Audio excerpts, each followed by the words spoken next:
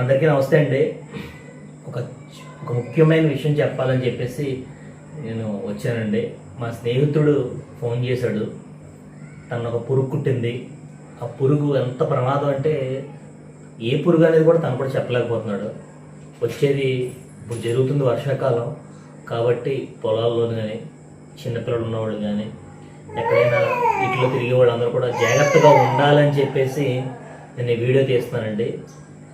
ఇది తన మాటల్లోనే విందాం ఏంటి అనేది.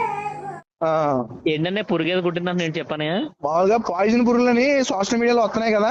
అవునన్నా నాకు ఆటోమేటిక్ గా తెలీదు, మెడ మీద నాకు కుట్టినట్టు కూడా నాకు తెలియదు. అది ఓకే. ఫస్ట్ ఏంటంటే మెడ మీద కాళ్ళ మచ్చల కింద వచ్చింది ముందు రోజు నైట్. మెడ మీద కుడితే కాళ్ళ మీద మెడ మీదే కుట్టినట్టు కూడా తెలియదు. మెడ మీద కాలిన మచ్చలు మన కాలితే మనకి చిన్న అట్లకాడ కాలితే చిన్న నీటి బుడగలాగా ఎలా వస్తుంది అలాగే చిన్నగా వస్తే నేను మామూలుగా మెడలో గోల్డ్ చైన్ వేసుకుంటాను కదా. ఓకే. ఆ గోల్డ్ చైన్ వల్ల ఏమైనా కొట్టుకుపోయిందని చెప్పి చైన్ నైట్ తీసాను. పొద్దునకి కాళ్ళ మచ్చల్లా చిన్న చిన్న పొక్కులు తెల్లగా జోకలు నోకలు ఉంటాయి కదా, తెల్ల ఉంటాయి కదా, దీని నోకల కింద మొత్తం మెడంతా ఒక సగం వచ్చింది. ఫస్ట్ మంత్రం అనుకుని ఊళ్ళో ఏదో బ్రాహ్మణులు ఉంటే మంత్రం వేయించుకున్నాను. చుట్టుపక్కల చూసిన వాళ్ళు ఒకడేమో మంత్రం అంటున్నాడు, ఒకడేమో చెప్ప అంటున్నాడు, ఇంకోటేమో నల్లతావర్ అంటున్నాడు. ఇవన్నీ కాదని భీమవరం చర్మవ్యాధుల డాక్టర్ దగ్గరికి వెళ్ళాను, రామారావు గారి దగ్గరికి, నీరజ క్లినిక్. రామారావు గారు అని చెప్పి అక్కడికి వెళ్ళాను.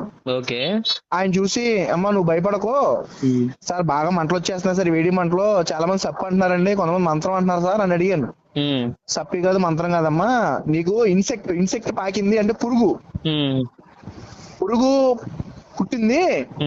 కుట్టినప్పుడు నీకు ఆటోమేటిక్ తెలియకుండా నువ్వు మెడ మీద కొట్టేసి నలిపేసుకుంటావు కదా, దాని నోట్లో ఉన్న లాలాజలం ఎంతవరకు మెడకు స్ప్రెడ్ అవుతుందో అంతవరకు కూడా నీకు ఇలాగా ఇన్ఫెక్షన్ వచ్చేస్తుంది.